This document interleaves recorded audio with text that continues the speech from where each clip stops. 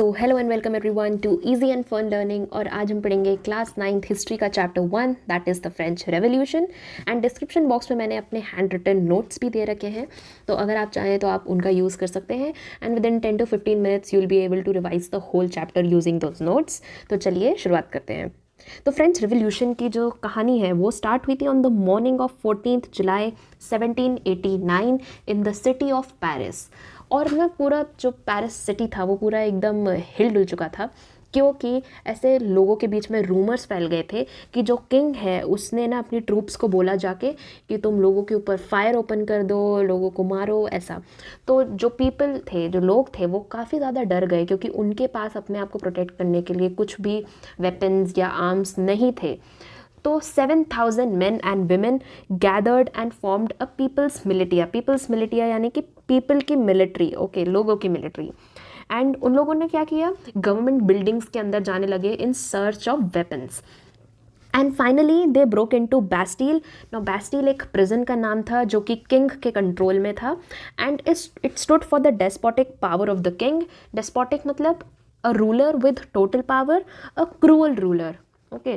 तो बैस्टील जो प्रिजन था वो ऐसे किंग की पावर के लिए स्टूड करता था। तो लोगों को ना उस जगह से, बैस्टील से बहुत हेट था, they all hated it, okay.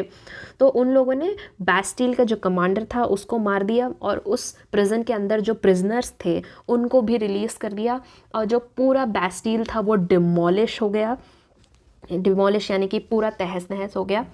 And इस इवेंट को हमें इसलिए बता जा रहा है क्योंकि हिस्टोरियंस का मानना है कि ये जो एक मोमेंट है, ये जो इवेंट हुआ था, this gave rise to a revolution later on. ठीक है, सो इस पेज में तो इतना ही है। Next move to the first part that is French society during the late 18th century. तो अब 1774 में Louis 16 of the Bourbon family ascended the throne of France. तो 1774 में फ्रांस का जो राजा था उसका नाम था लुइस 16 और वो बर्बन फैमिली का था। बिस्किट की बात नहीं कर रहे हैं, उनकी फैमिली का नाम था बर्बन फैमिली और वो उस समय वहाँ का राजा था। वो 20 साल का था जब वो किंग बना और उसकी शादी हुई थी to the Austrian princess Marie Antoinette. But यहाँ पे हमें एक प्रॉब्लम दिखती है कि जब वो किंग बना तो उसको एक एम्प्टी ट्रेजरी मिली, यानी कि उसके पास कोई भी पैसा ही नहीं था। लाइक गवर्नमेंट के पास बिल्कुल पैसा नहीं था, there was an empty treasury. अब एम्प्टी ट्रेजरी क्यों थी, इसके 5 रीजंस हैं। और एम्प्टी ट्रेजरी थी तो obviously to meet the expenses उन्होंने क्या किया, उन्होंने टैक्स बढ़ा दिया। तो अगर आपसे एग्ज़ाम में पूछा जाए कि लुइस 16 ने टैक्स क्यों बढ़ाया या फिर एम्प्टी ट्रेजरी क्यों थी, so you have to give these 5 reasons which we will discuss now. तो पहला रीज़न था कि फ्रांस ने इतने सारे वॉर कर लिए थे, long years of war had drained the financial resources of France. ठीक है, ये पहला रीज़न था। उसके बाद सेकंड रीज़न था, वहाँ पे एक एक्स्ट्रावेगेंट कोर्ट था, एक इमेंस पैलेस था, बहुत बड़ा सा एक पैलेस था जिसका नाम था वर्सेल्स। और उसका जो मेंटेनेंस कॉस्ट था वो भी बहुत हाई था। तो उसको मेंटेन करने के लिए जो कॉस्ट जाता था उसकी वजह से भी फ्रांस की ट्रेजरी ख़त्म हो रही थी।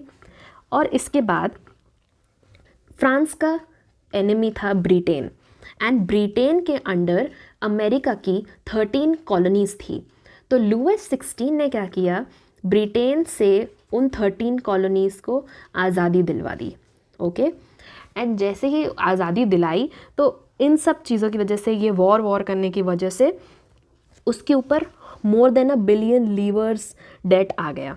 ठीक है, now livre was the unit of currency in France, okay. तो ये था हमारा थर्ड रीज़न।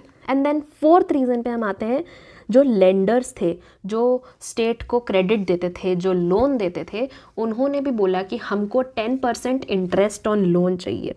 तो उन लोगों को इंटरेस्ट देने में ही बहुत सारा पैसा चला जाता था। एंड फिफ्थ था रेगुलर एक्सपेंसेस, जो कि such as the cost of maintaining army, court, running government offices etcetera etcetera. तो ये 5 रीजंस की वजह से बहुत ही एम्प्टी ट्रेजरी हो गई थी। And then they had to increase taxes.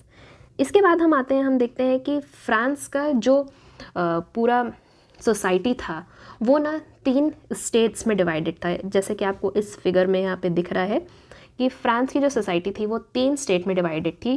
पहला state was clergy, second was nobility, and third consisted of big businessman, small peasants, farmers, landless labours, servants. Okay, तो क्लर्जी यानी कि वो लोग होते हैं जो कि चर्च में काम करते हैं, जो प्रीस्ट होते हैं, ओके, चर्च रिलेटेड काम है, उन लोगों को हम क्लर्जी कहते हैं. नोबिलिटी जो हाईएस्ट सोशल क्लास के लोग होते हैं, जिनके पास बहुत बार हेरिडिटरी टाइटल्स होते हैं, जो शुरू से ही एक हाईएस्ट क्लास का कंसिडर किया जाता है, वो है नोबिलिटी. और थर्ड में है नॉर्मल कॉमन मैन. ओके, तो फ्रांस में ऐसा होता था कि जो फर्स्ट और सेकंड स्टेट के लोग थे उनको ना बहुत सारे प्रिविलेजेस दिए जाते थे. अब वो क्या प्रिविलेजेस होते थे कि जो टैक्स पे करना होता था वो बस थर्ड एस्टेट पे करता था. Only the third estate use to pay tax. जो फर्स्ट और सेकंड एस्टेट था उन्हें टैक्स नहीं देना होता था. एडेड टू दिस उनके पास फ्यूडल प्रिविलेजेस भी हुआ करते थे. नाउ फ्यूडल प्रिविलेजेस क्या होते हैं? फ्यूडल प्रिविलेजेस एक स्ट्रिक्ट हायरार्की सिस्टम मेंटेन करता है, जहाँ पे क्या होता है कि जो फर्स्ट और सेकंड एस्टेट के लोग हैं वो थर्ड एस्टेट के लोगों से काम करवाते थे, और थर्ड एस्टेट के लोगों को करना पड़ता था क्योंकि ऐसे प्रिविलेजेस दिए जाते थे फर्स्ट एस्टेट के लोगों को. ओके, यहाँ पे आप देख सकते हैं. और ये जो इम्पॉर्टेंट पॉइंट है ये आप भी अपनी बुक्स में मार्क करते जाएं. उसके बाद जो टैक्सेस थर्ड एस्टेट को देने पड़ते थे वो 2 प्रकार के होते थे. First was tithes. ना ये जो टैक्स होता था ये चर्च लेता था पीजेंट्स लोगों से, फार्मर्स से, और उन लोगों को अपना एग्रीकल्चरल प्रोड्यूस का 10% उन्हें देना पड़ता था.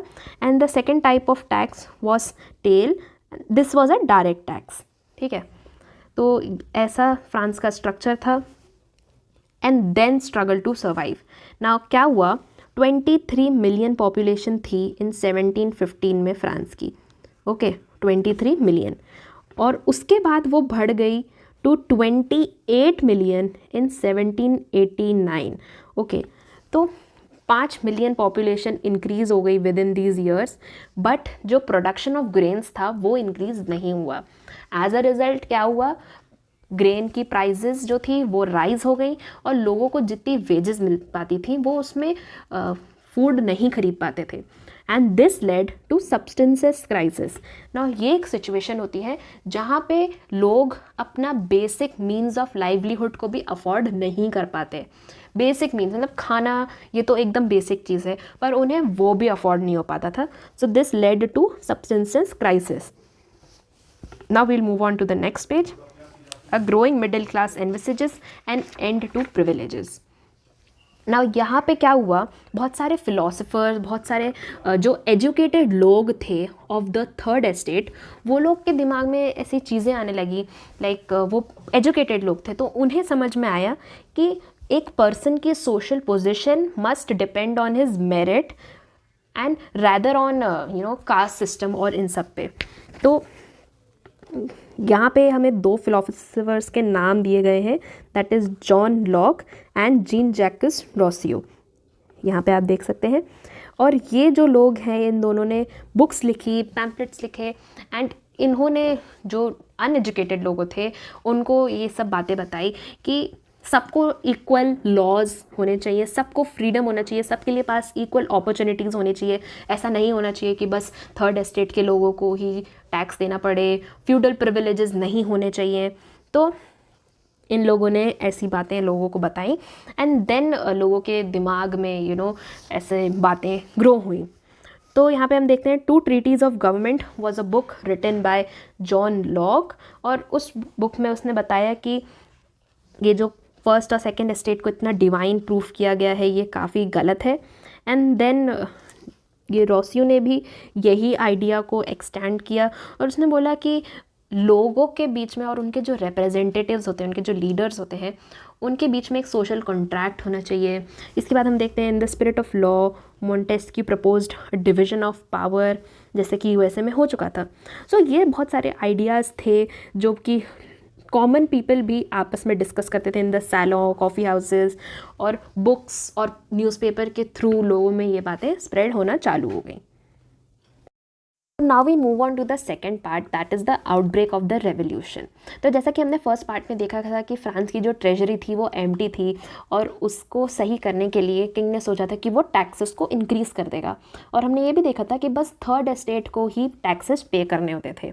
बट ये जो डिसीजन था टू इंक्रीज़ द टैक्सेस, वो किंग अपने आप नहीं ले सकता था, उसको मीटिंग बुलानी होती थी एस्टेट जनरल की, और फिर मीटिंग में जो फाइनल डिसीजन होता थ्रू वोटिंग, वो ही फाइनल होता। नाउ एस्टेट जनरल एक पॉलिटिकल बॉडी थी जिसमें तीनों स्टेट के लोग अपने रिप्रेजेंटेटिव्स सेंड करते थे। तो 5 मई 1789 को लुइस 16 ने एस्टेट जनरल की मीटिंग बुलाई to pass the proposals for the new taxes. ठीक है, और ये मीटिंग हुई थी वर्सेल्स के हॉल में। एंड देन यहाँ पे हम देखते हैं कि जो फर्स्ट और सेकंड एस्टेट थे उसके 300 रिप्रेजेंटेटिव्स ईच आए थे, और जो थर्ड एस्टेट थे उसमें 600 रिप्रेजेंटेटिव्स आए थे। और क्या होता था कि हर एस्टेट का एक वोट होता था, यानी कि 1 estate is equals to 1 vote. ठीक है, तो ऑब्वियसली ऐसा होता कि फर्स्ट और सेकंड एस्टेट तो अग्री कर देते क्योंकि उनको तो टैक्स देना नहीं था, तो टैक्स इंक्रीज़ करो या ना करो उन पर कोई फ़र्क नहीं पड़ता। बट थर्ड एस्टेट ऑब्वियसली हार जाता, राइट, क्योंकि उनके पास एक ही वोट था और वो और टैक्स देना नहीं चाहते थे। तो इसलिए जो थर्ड एस्टेट के लोग थे उन्होंने बोला कि हर मेंबर के पास एक वोट होना चाहिए, हर स्टेट के पास नहीं, हर member, they wanted 1 member 1 vote. Okay, तो फिर इसीलिए उन्होंने बोला, किंग के सामने ये पिटिशन रखी, बट किंग ने ऑब्वियसली किंग ने ऑब्वियसली इस चीज़ को मना कर दिया कि भाई ऐसा नहीं हो सकता। ओके, तो इसीलिए जो थर्ड एस्टेट के जो लोग थे उन्होंने अपने आप को as a spokesperson from the whole French nation consider किया। एंड 20 जून को वो असेंबल हुए थे indoor tennis court of Versailles में, और उन लोगों ने ना, थर्ड एस्टेट के रिप्रेजेंटेटिव्स ने अपने आप को एक नेशनल असेंबली डिक्लेयर कर दिया था, और उन लोगों ने सोच लिया था कि जब तक वो फ्रांस के लिए एक नया कॉन्स्टिट्यूशन ड्राफ्ट नहीं कर देते जिसमें जो मोनार्क था, जो किंग था, उसकी पावर्स को लिमिट नहीं कर देते, तब तक वो वहाँ से जाएंगे ही नहीं। और जो ये नेशनल असेंबली थी, दे वर लेड बाय मिराबियू एंड अब्बे सईस।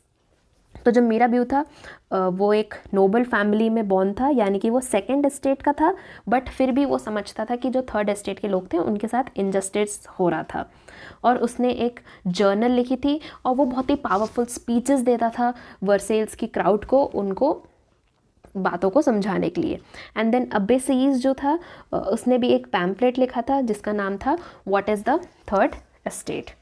ओके, तो जब ये सब हो रहा था, जब नेशनल असेंबली फ्रांस का कॉन्स्टिट्यूशन ड्राफ्ट करने में बिजी थी, उस टाइम पे बहुत ज़्यादा ठंडी हो गई थी फ्रांस में, और उसकी वजह से जो हार्वेस्ट था वो काफ़ी बैड था, और इसकी वजह से जो प्राइजेस ऑफ ब्रेड था, जहाँ वहाँ का स्टेपल डाइट था ब्रेड, और जब बैड हार्वेस्ट हुआ तो जो प्राइजेस ऑफ ब्रेड था वो बहुत ज़्यादा बढ़ गया, बहुत ज़्यादा इंक्रीज़ हो गया।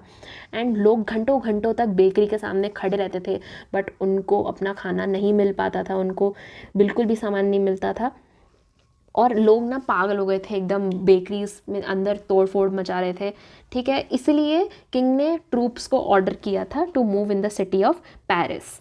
एंड ऑन 14 जुलाई the agitated crowd stormed the Bastille. जो हमने शुरू में पढ़ा था कि बैस्टिल को उन्होंने स्टॉर्म क्यों किया था, उसकी पीछे की कहानी ये थी।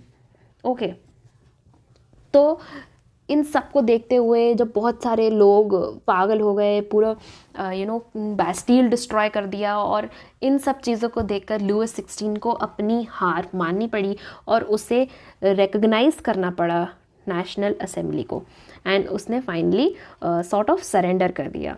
और उसके बाद on the night of 4th August 1789 the assembly passed a decree abolishing the feudal system of obligations and taxes। तो 4th August 1789 को ये जो सिस्टम ऑफ टैक्स था वो हटा दिया गया, जो फ्यूडल प्रिविलेजेस थे वो भी हटा दिए गए, जो टैक्सेस थे थीतेस और टेल वो भी हटा दिए गए, और एक नया कॉन्स्टिट्यूशन पास हुआ। And then France became constitutional monarchy in 1791, जो कि हम सेकेंड इसमें देखेंगे। तो नेशनल असेंबली ने फाइनली कॉन्स्टिट्यूशन की ड्राफ्टिंग कंप्लीट कर ली थी इन 1791। उनका मेन ऑब्जेक्ट था was to limit the powers of the monarch. Okay, और उन्होंने क्या किया, अपनी जो पूरी गवर्नमेंट थी उसे 3 हिस्सों में बांट दिया। एक पर्सन के हाथ में सारे डिसीजन लेने की जगह उन्होंने अपनी गवर्नमेंट को 3 हिस्सों में बांटा, that is legislator, executive and judiciary.